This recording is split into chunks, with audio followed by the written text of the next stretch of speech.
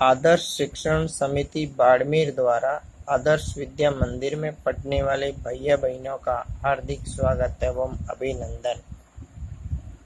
आज के इस वीडियो में विषय विज्ञान कक्षा 10वीं अध्याय 3 आनुवांशिकी यानी जेनेटिक्स पार्ट 3 के भाग 1 का अध्ययन करेंगे।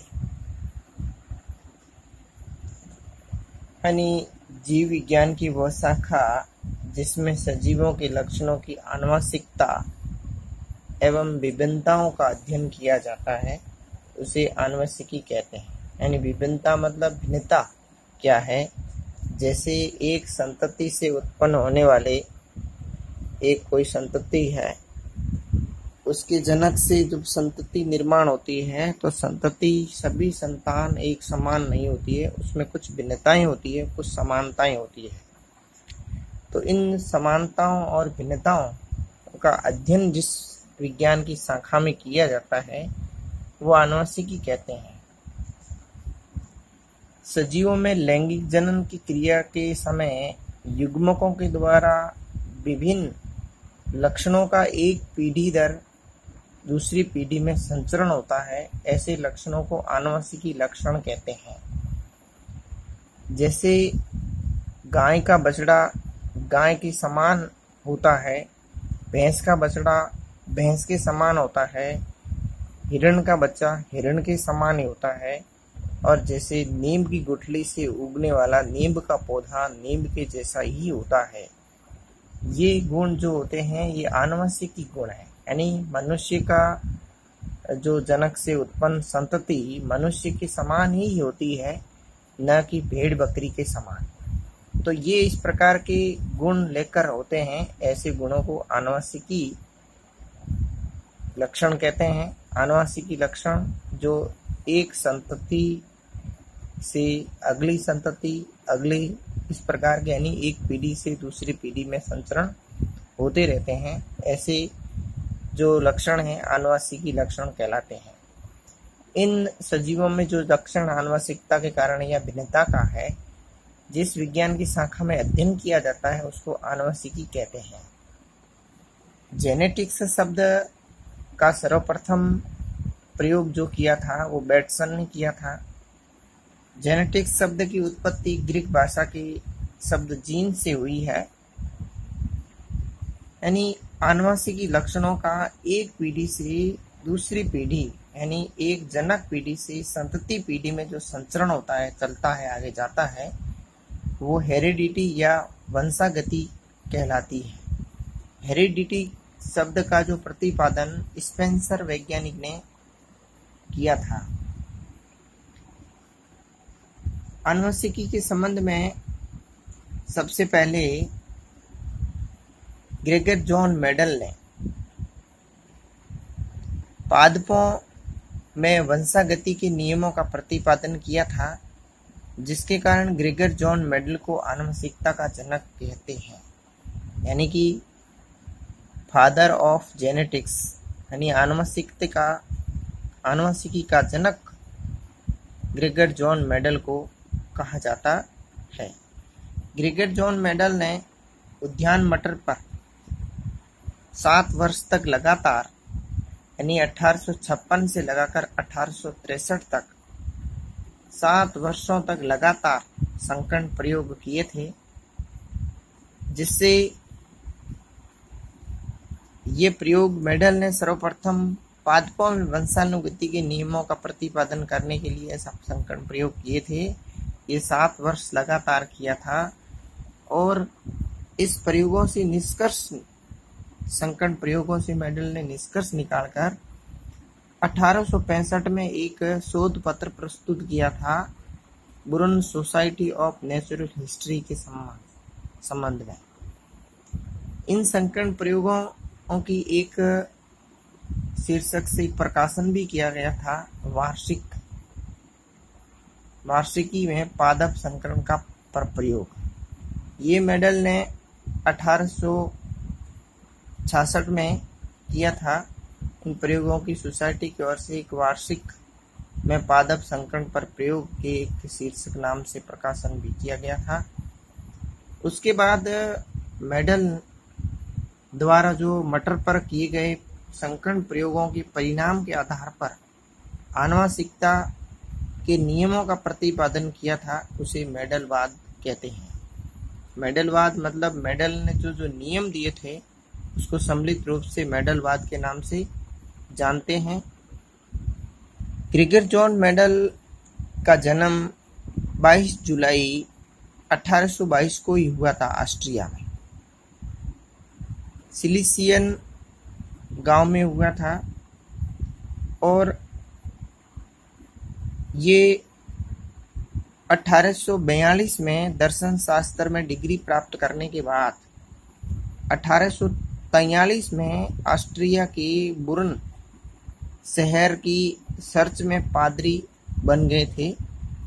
पादरी पर काम पर करते करते चर्च के उद्यान में मटर के पौधे पर इन्होंने संकरण प्रयोग करना प्रारंभ कर दिया और 7 वर्ष तक लगातार संकरण प्रयोग के बाद कुछ इनने नियम प्रतिपादित किया था, जिन नियमों को आनुवंशिकता के नियम कहते हैं या इसे सम्मिलित रूप से मेडलवाद के नियम से जानते हैं।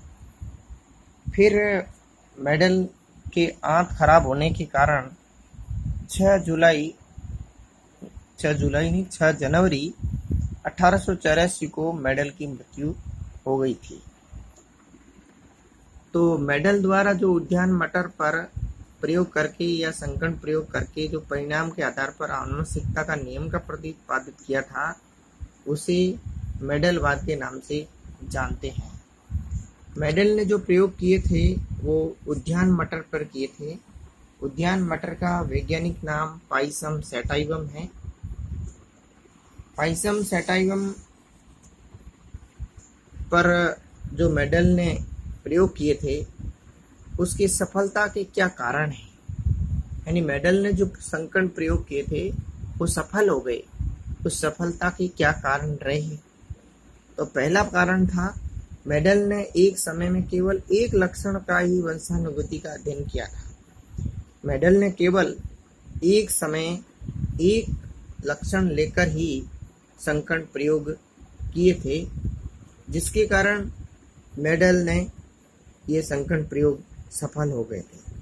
मेडल ने अपने संकरण प्रयोग के प्रभावी आंकड़ों का सफलतापूर्वक सांख्यिकी विश्लेषण भी किया था। जो मेडल ने आंकड़े प्राप्त किए थे उस आंकड़ों को एक सांख्यिकी विश्लेषण के रूप में किया था, जिसके कारण भी इनकी सफलता का कारण बन गया। मेडल ने अपने प्रयोग के लिए पादप का चयन भी सावधानी पूर्वक किया, क्योंकि सरलता से उपलब्ध हो जाए, क्या वातावरण है, किस प्रकार के प्रयोग सफल हो सकते हैं, उस आधार पर मेडल ने जो संकरण प्रयोग किए थे वो मटर के पौधे पर किए थे। मटर के पादप पर जो प्रयोग किया था तो मटर का पौधे का ही चयन क्यों किया? उद्यान मटर पर जो संकरण प्रयोग किए थे तो मेडल का उन लोगों का कहना है कि इसने मटर के पौधे का ही चयन क्यों किया। तो इसका पहला कारण है ये पादप 1 वर्षीय पादप होने के कारण। 1 वर्षीय पादप होने के कारण कम समय में अनेक पीढ़ियों का अध्ययन करना संभव है, यानी 1 वर्ष के अंदर ही उसका कम समय में भी अनेक पीढ़ियों का अध्ययन किया जा सकता है, यानी कम समय में अधिक पीढ़ियों का अध्ययन किया जा सकता है। पुष्प द्विलिंगी था। मटर का पादप द्विलिंगी पुष्प होने के कारण इसमें स्वपरागण द्वारा समयुग्मजी पादप शुद्ध वंशक्रम सरलता से प्राप्त किया जा सकता है, यानी एक ही पुष्प के अंदर दोनों जननांग उपस्थित थे, जिसके कारण पादप में शुद्ध वंशानुक्रम का सफलता से प्राप्त किया जा सकता है।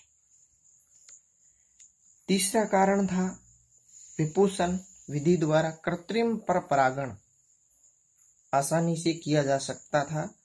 इसमें स्त्री केसर या पुंकेसर को ढकना है या काटना है, यानी विपुंसन विधि का प्रयोग भी मटर पर सरलता से किया जा सकता है।